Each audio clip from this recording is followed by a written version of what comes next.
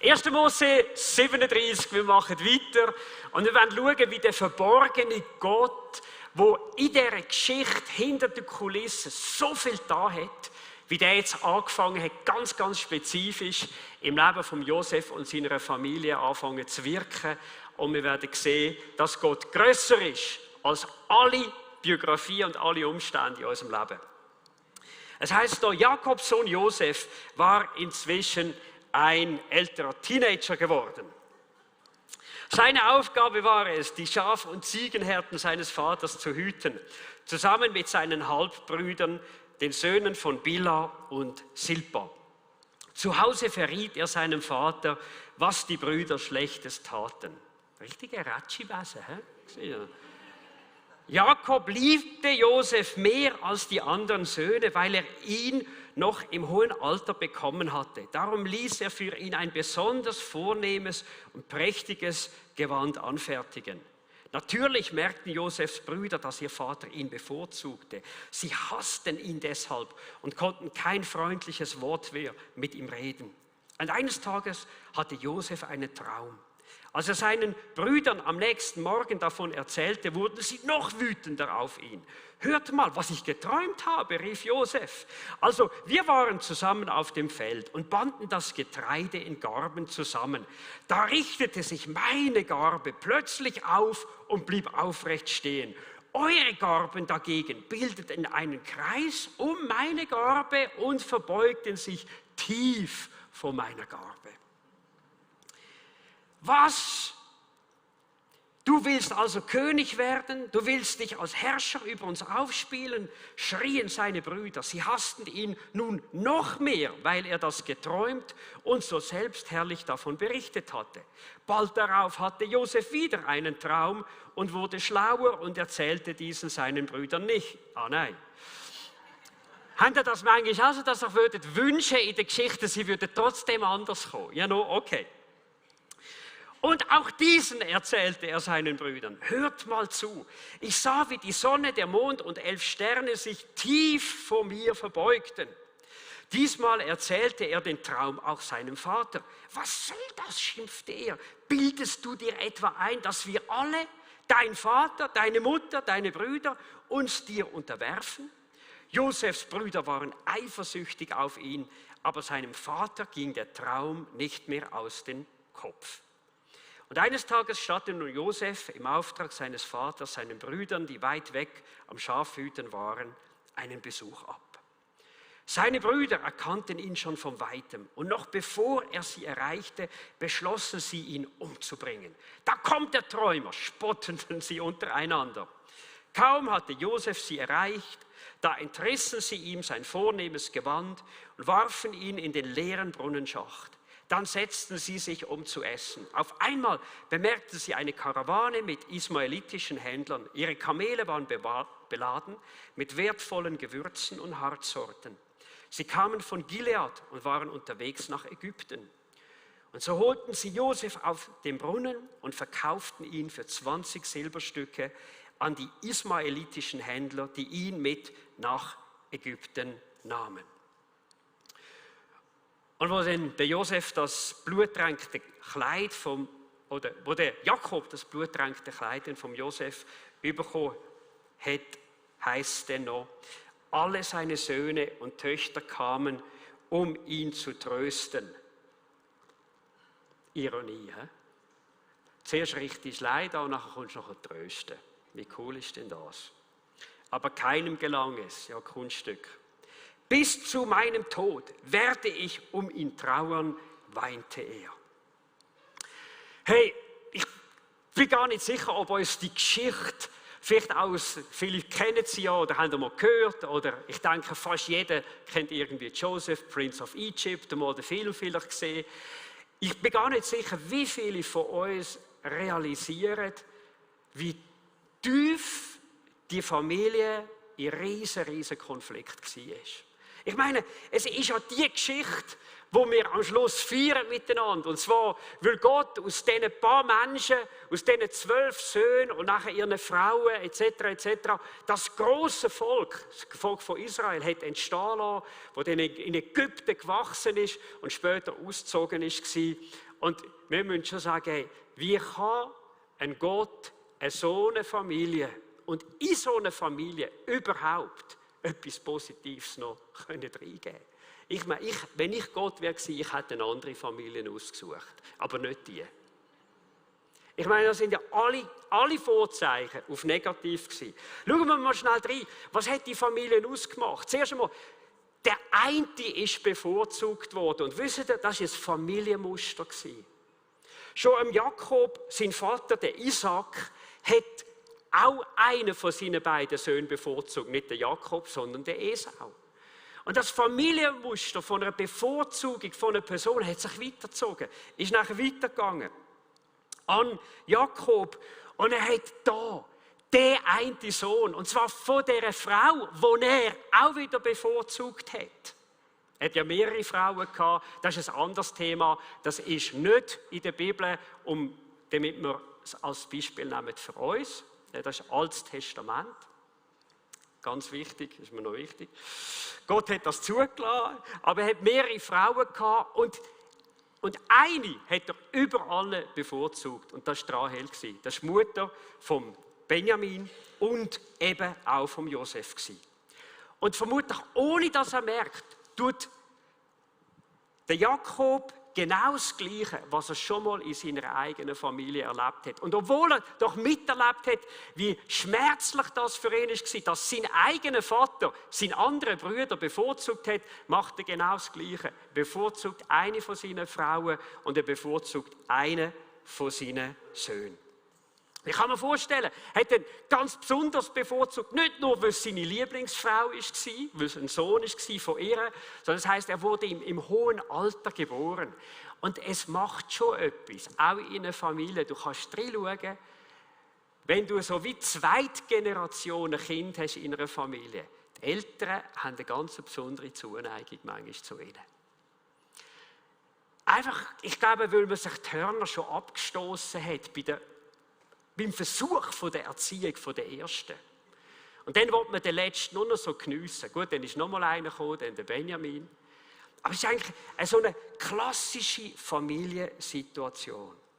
Und nicht nur das, sondern es ist, als würde der Josef zum Lebensmittelpunkt, zum Lebensinhalt werden. Und anstatt, dass der Jakob gelehrt hätte, was also eigentlich die Bibel lehrt, hey, lass Gott deine Erfüllung sein, lass Gott die erste Liebe sein in deinem Leben, ist er an nichts anderes mehr gehangen als an dem einen Sohn. Und ich glaube, man kann die Eifersucht von diesen Brüdern extrem gut verstehen.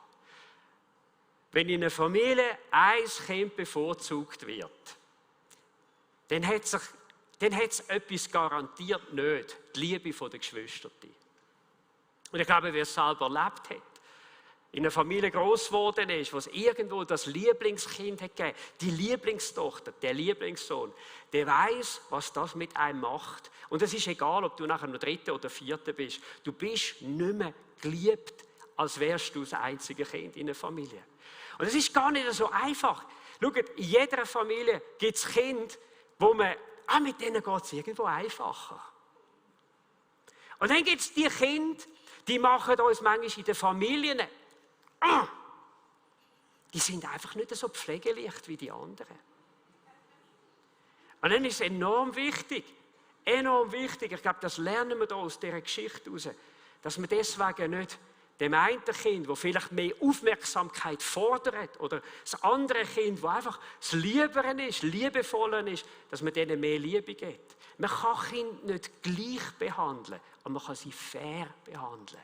Dass jedes Kind weiss, es ist geliebt. Hey, Bevorzugung. Und dann Lügen. Lüge war in dieser Familie so richtig an der Tagesordnung. Schon der Jakob hat es gemacht, hat betrogen. Und wie geht es weiter? Das gleiche Muster geht weiter beim Josef. Er kommt heim und erzählt dem Vater, hey, ich wollte dir im Fall noch erzählen, was meine Brüder, respektive was deine Söhne, was die gemacht haben. Und so, wie es rausscheint aus dem Text, hat er nicht nur erzählt, was sie alles Dummes gemacht haben, sondern hat noch einen oben drauf gelegt. Und wisst ihr, eine Übertreibung ist auch eine Lüge. Und er hat seine Brüder richtig schlecht gemacht, vermutlich um seine Position als Geliebter zu zementieren, zu plafonieren und zu sagen, los, egal Vater, was passiert, ich werde immer dein Lieblingssohn sein und bleiben. Und dann der Eifersucht und der Hass. Das Kleid, zur damaligen Zeit haben die Leute nicht einen Kleiderkasten gehabt, wie bei uns, wo du am Morgen überlegst, welches soll ich jetzt nehmen? Und es wäre schon lange mal Zeit, Kleider auszuräumen. Sondern normalerweise hat man irgendwo eins gehabt. Und was macht der Vater? Er gibt seinem einen Sohn das schönste Kleid. Und zwar, es muss wirklich ein absolutes edles Stück gewesen sein. Und stell euch vor, du hast dort all diese Söhne und einer sticht raus. Alle anderen haben normale Kleider, aber einer, der trägt irgendwo Gucci und irgendwo ein Designer-Clothes. Was macht das mit den anderen? Es heisst, sie sind voller Eifersucht gewesen. Und was ich nicht verstehe, ist, der Vater hat es nicht gerafft. Er hat nicht gecheckt, was er anrichtet mit dieser Bevorzugung. Er hat ihn ja im Herz können ein bisschen mehr lieben als die anderen. Das gibt es ja vielleicht einmal. Aber es dann noch öffentlich machen. Und ich kann mir vorstellen, er hat immer wieder einmal gesagt, schaut, hey, ihr müsst einfach Verständnis mit ihm haben. Ihr habt alle eure Mütter noch, aber der Josef und der Benjamin, die haben ihre Mutter früh verloren. Jetzt schaue ich speziell zu ihm. Wie auch immer, ich weiß nicht, was er alles gemacht hat, um das zu rechtfertigen, aber etwas hat es ausgelöst. Das Verhalten vom Vater hat unglaubliche Eifersucht ausgelöst in dem Leben der Geschwister. Das wäre ja noch das eine gewesen, aber der Josef selber, der hat nicht nur seine Brüder verrätscht, sondern er hat ja schon gewisse Hass für ihn. Und dann hat er den Traum. Dann hat er das erste Mal den Traum. Von diesen Garben. Alle verneigen sich von ihm. Und er geht an und er sagt, hey, lasst mal alle zu. Er redet zu denen, die ihn schon gehasst haben. Lasst mal zu, der Tag wird kommen, in anderen Worten, ihr werdet alle kommen und ihr werdet euch vor mir verbeugen. Und ich kann mir vorstellen, ich meine, Güss Öl ins Feuer. Und das ist noch schlimmer geworden. Und in der Bibel steht, der Zorn eines Menschen tut nicht, was recht ist vor Gott. Aber macht verrückte Leute noch wütender. Wisst ihr, was ich festgestellt habe? Jeder von uns hat so eine Gabe, Öl ins Feuer zu rühren. Wir alle kennen das. Das ist irgendein Familienkonflikt, irgendetwas am Tisch, man redet miteinander, es ist schon angeheizt. Und ich weiß auch nicht, sie sind so kreativ. Dann kommen uns noch Sätze in den Sinn, die es noch schlimmer machen. Bis die Ersten den Tisch verlassen und gehen. Das war Josef seine Familie. Und jetzt setzt er noch mal einen drauf. Er hat gewusst, jetzt sind sie nicht wütend, jetzt sind sie sehr wütend. Und er erzählt ihnen noch mal einen Traum. Und da kommen noch Mami und Papi denen vor. Und die werden auch kommen und sich verneigen vor mir. Das war die Arroganz in Person. Sozialkompetenz 0. Einfühlungsvermögen 0. Verstehen, was in anderen Menschen vor sich geht. Keine Ahnung. Keine Sozialkorrektur mehr da gewesen im Leben von dem Josef. Und wenn wir ganz ehrlich sind und wir schauen in unsere Familie, wir schauen in unser Leben hinein, wir kennen alle auch ein Stück weit etwas von dem Kleid. Wir tragen alle in unserem Leben so ein Kleid, wo die Sachen, die Negatives provozieren, wo wir Menschen bevorzugen, wo wir parteiisch sind, wo wir nicht ganz ehrlich sind mit dem, was wir sagen, wo wir auf unseren eigenen Vorteil bedacht sind. Wir alle kennen das Kleid auch und tragen es irgendwo in unserem Leben. Und schaut, Gott, er sieht die Zerbrochenheit in den Familien. Er sieht, was kaputt gegangen ist. Er sieht, was wir mittragen in unserem Leben. Und wisst ihr, was ich festgestellt habe? Wenn man älter wird und je länger man mit Jesus unterwegs ist, desto mehr stellt man manchmal fest, was für Muster das man mitnimmt im Leben. Wir haben vieles Gutes hoffentlich in unserer Familie bekommen. Aber liebe Freunde, nicht alle unsere Werte, nicht all unser Umgang ist einfach erneuert und befreit und berührt vom Heiligen Geist. Wir sind unser Leben lang dran in einem Erneuerungsprozess, wo Gott sagt, weisst du was, ich sehe dich bis in die Tiefe von deinem Wesen und deiner Seele. Und ich habe einen Plan, was kaputt ist, ganz zu machen. Ich habe einen Plan, aus dem Zerbrochenen etwas Neues auch hervorzubringen. Und ich freue mich, dass wir jetzt miteinander hören von der Marlies. Ich möchte dich führen bitten, heißt mir das doch ganz herzlich willkommen. Marlies, du bist 2,5 Monate in Japan gewesen, hast vieles gesehen.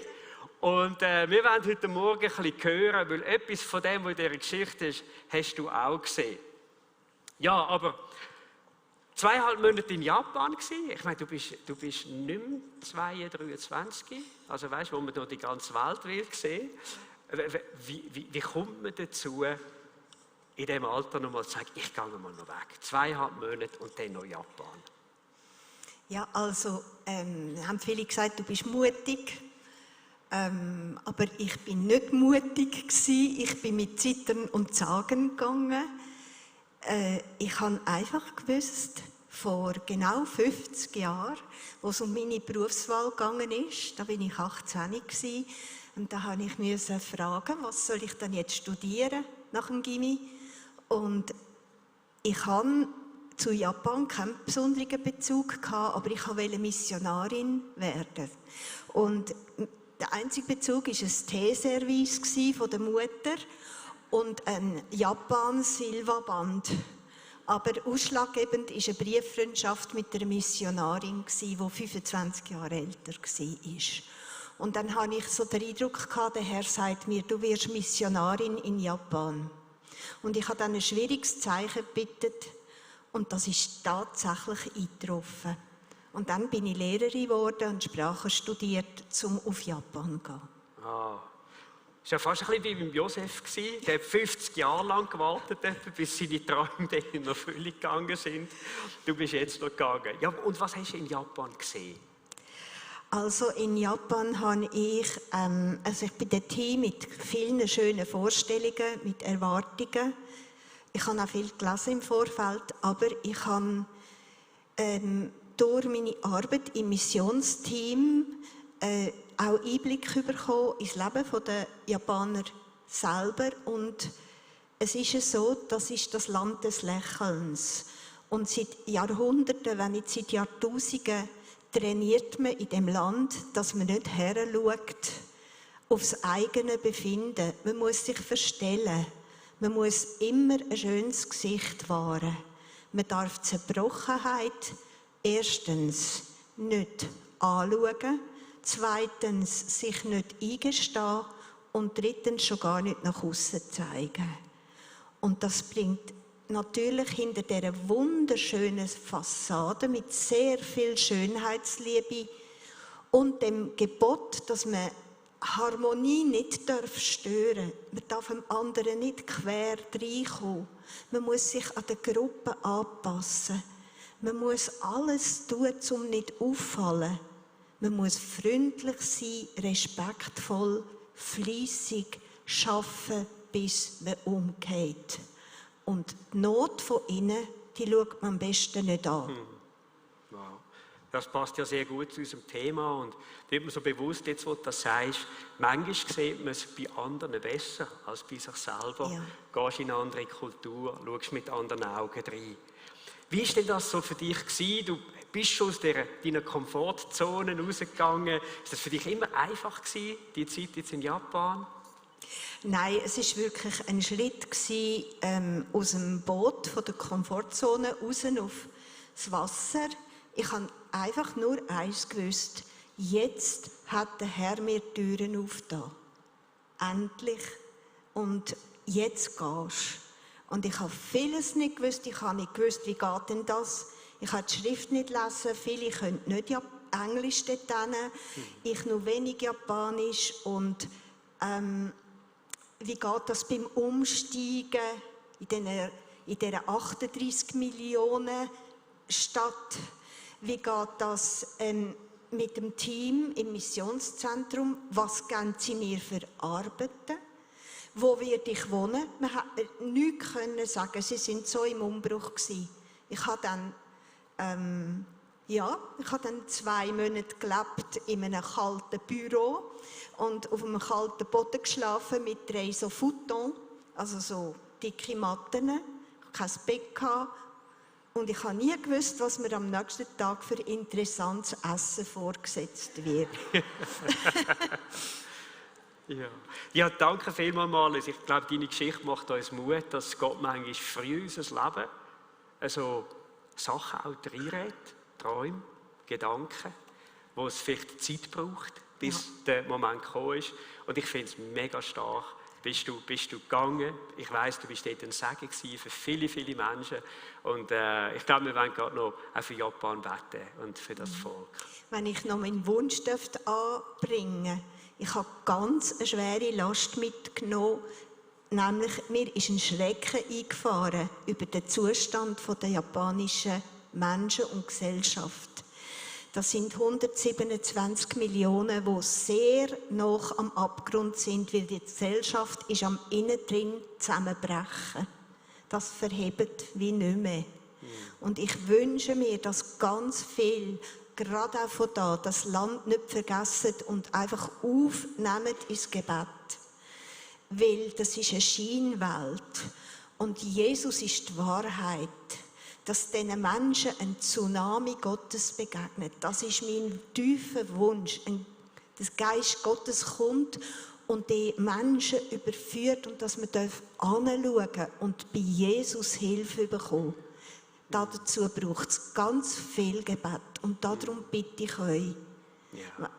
Danke. Ja, wollen wir doch noch gerade aufstehen miteinander. Vielen Dank, Marlies. Und wollen auch Gott gerade bitten. Herr Jesus, ich danke dir, dürfen wir beten, gerade auch für das Land Japan heute Morgen. Eine Kultur, die sich uns nicht so einfach und schnell erschliesst.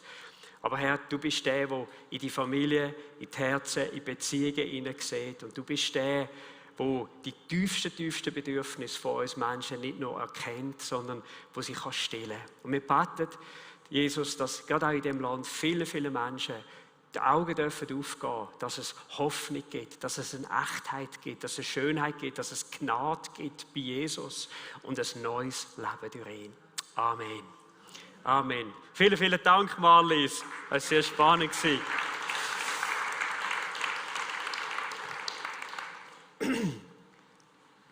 Ja, in all das hinein, in all die Zerbrochenheit von dieser Familie, wissen wir zum Glück schon, wie die Geschichte ausgegangen ist. Und das gibt uns Hoffnung.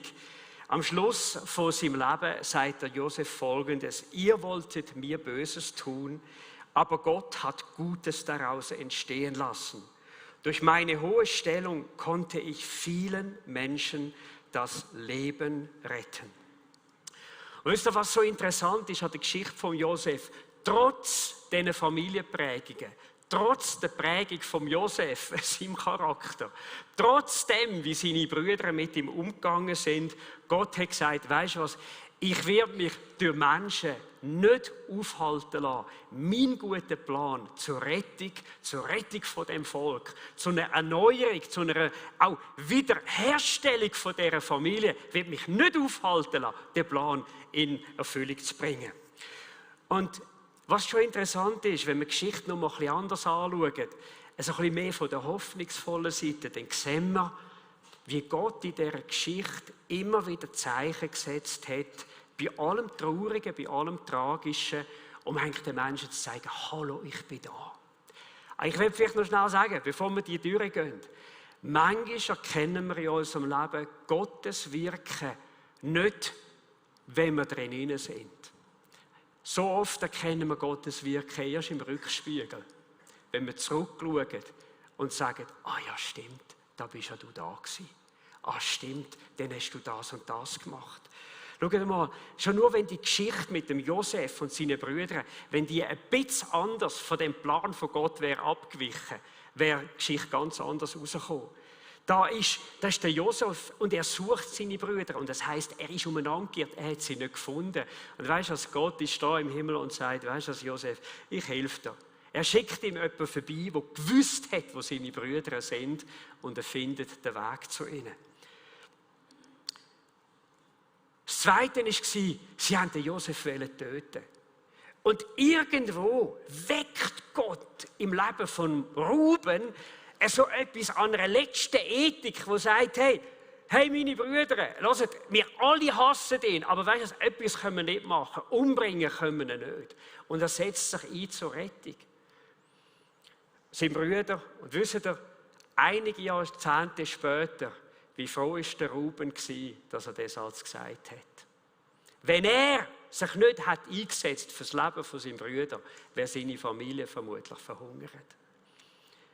Oder die Karawane, die kommt, genau zum richtigen Zeitpunkt. Ich meine, die haben den in den Brunnen reingehauen, nach dem Motto, er bleibt dort drin, bis er stirbt.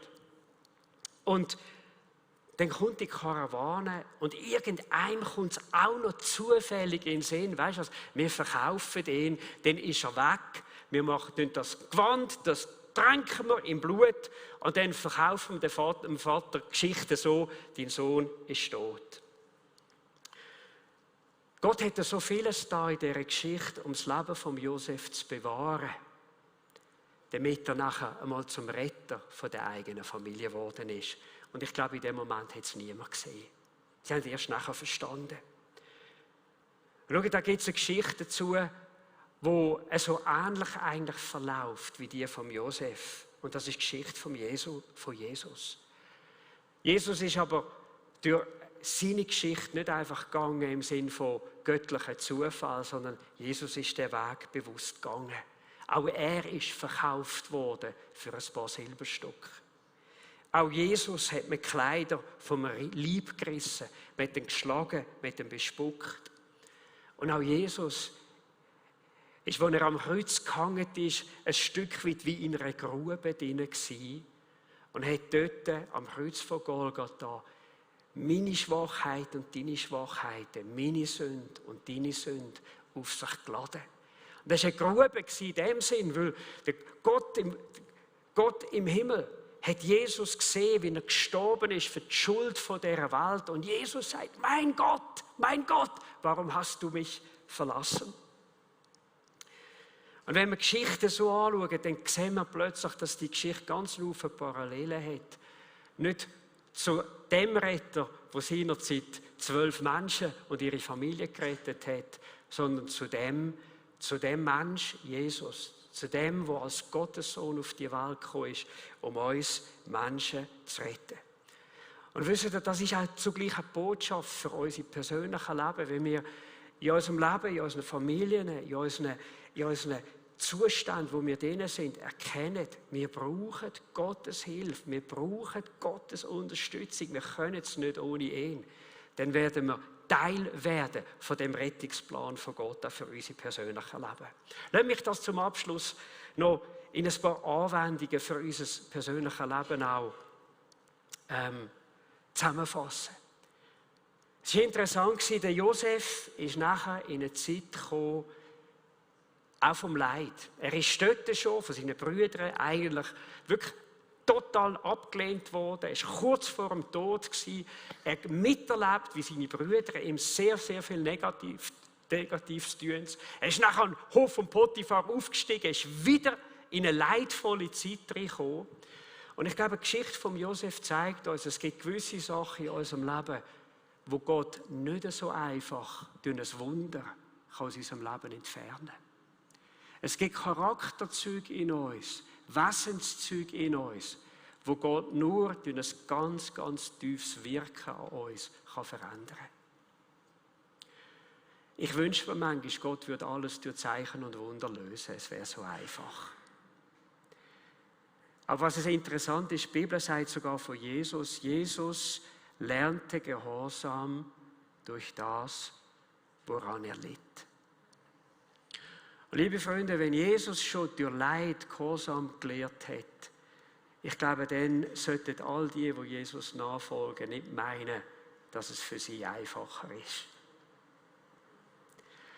Gewisse Themen in unserem Leben lernen wir nur, wenn wir irgendwo in der Tiefe in unserem Leben nachkommen und sagen, ich mag nicht mehr, ich komme nicht weiter. Schaut, das ist eine Zerbrochenheit, die nicht einfach durch die Umstände kommt, sondern das ist ein Punkt, wo Gott uns anführen muss. Wisst ihr warum? Damit wir lernen, unsere Hoffnung ganz auf Jesus zu setzen. Der Nullpunkt in unserem Leben ist oft der Punkt, wo man auch als langjähriger Christ manchmal eine neue Entscheidung treffen muss. Weißt du was? Ich habe so oft versucht, wie wir es gehört haben, auch in diesem Bild, aus eigener Kraft in meinem Leben irgendjemand anzukommen. Und ich lerne jetzt, ich kann es nur durch die Hilfe von Jesus und der Kraft vom Heiligen Geist, die da ist für mein Leben. Liebe Freunde, unsere Unabhängigkeit Gott gegenüber, mit der kämpfen wir unser Leben lang. Wir meinen immer wieder, wir können es allein. Und Gottes tiefes Anliegen ist es, dass wir in so eine Beziehung zu ihm kommen, wo wir lernen, ein Stück weit, wie es auch heisst von Jesus, er hat gesagt, ich tue nur das, was ich den Vater sehe. Ich rede nur das, was ich den Vater höre reden. Und Hand aufs Herz, unsere Beziehungen würden oft so anders aussehen, wenn wir nicht aus unseren Emotionen reagieren würden, sondern aus dieser Beziehung zu Jesus. Und sagen, Jesus, bevor ich irgendwo reagiere, was würdest du tun? Wie denkst du über diese Sache? Wie würdest du daran gehen? Und wisst ihr, was wir für das brauchen? Zügel. Zügel. Die Zügel vom Heiligen Geist, wo unsere alte Natur in Schach nimmt und sagt, weisst du was, nein. Früher hast du so gehandelt. Aber jetzt ist eine neue Zeit gekommen. Eine Zeit, wo du lernst, in der Beziehung aus dieser Abhängigkeit von mir zu handeln. Es geht manchmal nicht ohne Leid. Und wisst ihr, für unsere, wenn Jesus das durchlitten hat und etwas Wunderbares daraus herausgekommen ist, wisst ihr, macht mir das Mut. Die Bibel verherrlicht das Leiden nicht, aber sie sagt, manchmal geht es nicht ohne. Aber das Resultat ist nicht ein verbitterter Mensch. Das Resultat ist ein veränderter Mensch. Ist ein Mensch, der zugänglich ist, der in der Liebe Gottes lebt. Ein Mensch, in dem die Liebe Gottes auch regiert und herrscht, auch über viele, viele andere negative Emotionen. Das Zweite ist, ich glaube, die Geschichte zeigt uns, dass Gott uns Hoffnung machen will für unsere Familien. Weißt du, Gott kann Familien verändern. Gott kann Familien verändern. Ich weiss nicht, vielleicht geht es zuerst einmal in unserem Leben, in unserem persönlichen Leben los. Ich weiss auch, ich wünschte mir oft, andere würden sich verändern, weil dann wäre es für mich viel einfacher. Aber ich stelle so oft fest, wirkliche Veränderung, auch in Beziehungen und auch in Familien, fängt nicht beim anderen an, sondern fängt bei uns an. Ich glaube, darum hat Jesus gesagt, schau nicht in den Splitter vom anderen in seinem Auge. Versuch, dass Gott dir deinen Balken im eigenen Auge zeigen kann. Und wisst ihr, das braucht Demut. Das braucht die Bereitschaft, wo man sagt, Herr Jesus, I'm part of the problem. I'm part of the problem. Hilf mir. Zeig du mir, was an mir dran ist. Und ich glaube, dort müssen wir manchmal anfangen, Gott selber zu bitten, vergib mir, wo ich zum Negativen beigetragen habe in den Beziehungen. Es geht weiter dort hinein, dass wir bereit sind, die Vergebung, die wir durch Jesus erfahren, einfach weiterzugeben. Zu vergeben, Liebe zu üben, Annahme zu üben, Vergebung zu üben. Und zwar nicht einmal im Jahr. Oder vielleicht, wenn wir noch das Abendmahl feiern, sondern als Lebensstil. Sagen, Heiliger Geist, befähige mich, meinen Nächsten in meiner Familie zu lieben. Ich kann es vielleicht nicht. Vielleicht sagst du sogar, ich will es gar nicht. Aber weißt du kannst sagen, Herr, auch wenn ich es nicht will, mach mich willig. Leg mir den Zügel an, den ich brauche. Und weißt du, echte Liebe ist nicht eine Sache von Emotionen, sondern echte Liebe ist das Wirken von Gott und seinem Geist in uns hinein. Menschen zu lieben, Menschen zu vergeben und Menschen anzunehmen. Was habe ich mir in meinem Leben gewünscht, die Welt zu verändern? Ich mache es manchmal heute noch im Strassenverkehr und schwätze mit Menschen. Mit den Leuten, die immer an der Ampel stehen, ganz rechts, dass die Velofahrer nicht daran denken, dass es Velofahrer gibt, die noch vorbeifahren wollen. Ich bin selber ein Velofahrer. Und ich habe schon predigt, wirklich predigt auf dem Velo. Zu den Autofahrern, also nur leislich. Und Jesus sagt, Matthias, du kannst die Welt nicht verändern. Wer kann die Welt verändern? Stimmt, nicht ich, bist du. Und ich lerne anzunehmen. Und ich merke in dem Moment, wo ich mich nicht mehr aufrege über den anderen, da ist etwas von der Annahme von Jesus in meinem Leben passiert. Geschwister, das sind tiefe Prozesse, wo Gott in uns muss gehen. Und wenn wir es zulässt, weißt du, was das Schöne ist? Wir werden anders. Wir werden Jesus ähnlicher. Unsere Familie erlebt mehr vom Segen von Jesus. Vielleicht hast du jemanden in deiner Familie, wo du sagst, hey, ich habe die Person eigentlich fast ein bisschen wie aufgeben. Warum gehst du auf? Wenn Gott Menschen nicht aufgibt. Wenn Gott 50 Jahre lang in dieser Familie und über Generationen hinweg noch länger ist dran war, und ich sage es jetzt mal ein bisschen so à la Matthias, die Chaotenfamilie nicht aufgegeben hat. Und er hat gesagt, ich bleibe mit euch dran, bis Erneuerung, Versöhnung, Veränderung von den Herzen kann geschehen und eine neue Generation von Menschen entsteht. Wenn Gott das schon tut, über Jahrzehnte, über Generationen hinweg, liebe Freunde, dann möchte Gott uns auch ermutigen. Never, never, never give up. Gib Menschen nie auf in deinem Leben. Und ich möchte schließen mit dieser Bibelstelle, was heißt in Römer 13, 14. Da heißt es, legt all das ab und zieht Jesus Christus wie ein neues Gewand an. Er soll der Herr eures Lebens sein. Darum passt auf, dass sich nicht alles um eure selbstsüchtigen Wünsche und Begierden dreht. Wisst ihr, ich glaube, das ist Gottes Einladung am heutigen Sonntag, unsere Kleider einzutauschen.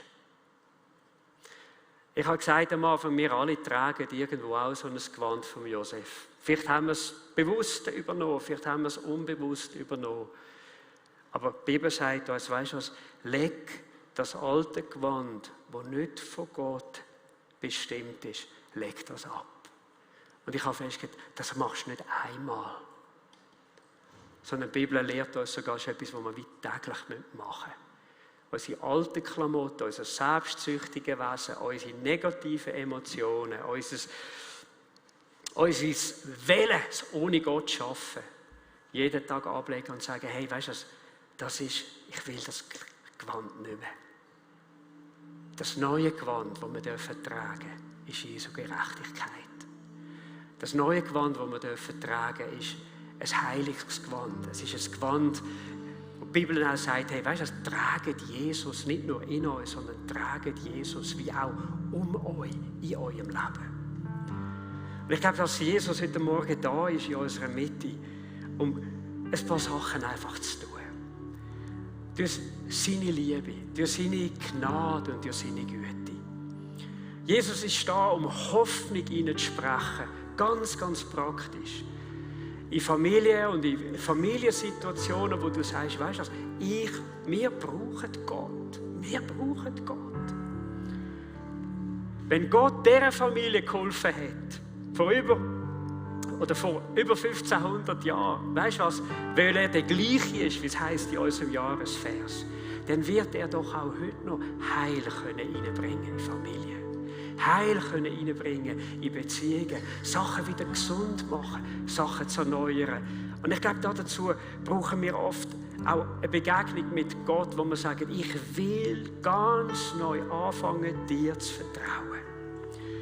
Und ich will, dass wir heute Morgen wirklich auch in aller Demut auch persönlich zu Gott kommen und sagen, du kennst meine alten Klamotten. Du kennst dort, wo ich Öl ins Feuer wirfe. Du weisst, wo ich irgendwo zum Unfrieden beitrage. Du weisst es, wo ich unversöhnlich bin. Du weisst, wo ich Menschen irgendwo vielleicht innerlich die ablehne. Du weisst, wo es mir fehlt an der Liebe. Und ich komme heute zu dir und sage, Jesus Christus, verändere du mich, verändere mein Herz. Lass mich zu einer Person werden, die Liebe, Annahme und Vergebung wirklich lebt. Und ich will auch noch zu Menschen reden, die da sind und sagen, weißt du was? Hey, ich habe gar nicht gewusst, dass es einen Gott gibt, den man so persönlich im Leben erfahren kann. Ich will dir sagen, Jesus Christus, als er vor 2000 Jahren gekommen ist, er ist ans Kreuz gegangen und hat dort deine und meine Schuld getragen, damit wir versöhnt werden mit Gott, damit wir rein zu Gott kommen können. Und zu unserem Schöpfer, zu dem Gott, der Himmel und Erde gemacht hat, eine persönliche, erfüllende Beziehung können haben. Und wenn du Jesus noch nie in dein Leben eingeladen hast, ich werde dich heute Morgen einladen, ein Gebet, wenn wir jetzt dann auch beten miteinander, dass du ihm doch sagst, Jesus, komm in mein Leben. Ich brauche dich, ich brauche die Versöhnung, ich brauche sie mit Gott, ich brauche sie mit Menschen, ich brauche sie vielleicht sogar mit mir selber, mit meiner eigenen Biografie. Jesus, er ist in der Lage, das zu tun, wie es kein anderer kann. Wenn wir noch aufstehen miteinander zum Gebet. Und Herr Jesus, ich bin dir so dankbar, dass du in die ganze Geschichte von Josef deine Hoffnung und deine Kraft und deine Möglichkeiten einfach eingebaut hast, um auch unserem Leben, unseren Familien, unseren Beziehungen neue Hoffnung zu geben. Um unsere Hoffnung nicht auf uns zu setzen, um unsere Hoffnung auf dich zu setzen, um dir Zugang zu geben in unser Leben, um zu sagen, ja, ein Josef, die ganze Family hat deine Hilfe gebraucht, ich brauche sie auch. Berühre du mich, erneuere mich, verändere du mich. Und Jesus, ich will heute Morgen beten für jede Person, die einfach eine zerbrochene Familie repräsentiert. Sachen, wo vielleicht Konflikte da sind, wo es schwierig geworden ist, wo man wie am Ende angekommen ist. Komm mit deiner Hoffnung noch rein. Hey Jesus, wir wollen heute Morgen beten für Menschen in unseren Familien, Eltern, Geschwister, die Kinder, die dich noch nicht erkannt haben. Denen die persönliche Beziehung zu dir noch fehlt, vielleicht davon weglaufen und vielleicht auch Negatives mitbekommen haben. Was wir manchmal verpasst haben, vielleicht in unserer eigenen Familie, ein gutes Vorbild sein für dich. Herr Jesus, wir beten heute Morgen für unsere Familien. Wir beten für sie, dass Menschen dürfen neu Glauben fassen an Jesus. Und Jesus, ich bete, wirk du an uns ganz persönlich. Wirk du tief rein. Komm du, Heiliger Geist, und zeig du auch dort und da uns Prägungen auf. Sachen, die wir einfach übernommen haben. Sachen, die aber nicht mit deinem Wesen in Einklang stehen. Vielleicht, wo wir auf unserem Recht bestehen, wo wir das letzte Wort haben müssen oder wo wir irgendwo klein beigehen und keinen Mut mehr haben. Vielleicht auch zu reden, den Dialog zu suchen. Jesus, du weißt, was wir brauchen. Aber deine Kraft, sagst du, die ist im Schwachen mächtig. Deine Kraft wird wirksam in denen, die deinen Namen anrufen. Du sagst, rufe an den Namen des Herrn. Er hört dich. Rufe an den Namen des Herrn. Und du wirst Rettung, du wirst Erneuerung, du wirst Hilfe erfahren. Ich möchte unsere Kleingruppenleiter bitten, dass er doch führen kommen und euch bereit machen zum Gebet. Und wir wollen heute Morgen wirklich noch, während das Worship-Team mit uns in ein nächstes Lied geht, will ich dich einladen, wenn Gott zu dir geredet hat und du sagst, hey, ich wäre froh, ich könnte mit jemandem beten oder ich wäre froh, jemand könnte beten für mich. Ich brauche Gott dort drinnen. Dann komm einfach. Hey, wir sind auch eine Familie. Wir sind die Familie von Gott. Und in dieser Familie gibt es keine perfekten Menschen. Aber es ist eine Familie, wo wir sagen, wir wollen in dieser Familie Liebe, Annahme und Vergebung Wir wollen das wirklich lernen. Wir wollen das leben. Wir wollen, dass das Menschen spüren und Menschen die Kraft von Gott erleben. Und ich sage dir an dem Tag, bevor wir jetzt ins Gebet gehen, es gibt eine lebendige Hoffnung für dich. Es gibt Hoffnung für deine Familie. Es gibt Hoffnung für Konstellationen, wo du vielleicht menschlich aufgegeben hast. Gott ist grösser als all das, was wir menschlich tun können. Halleluja.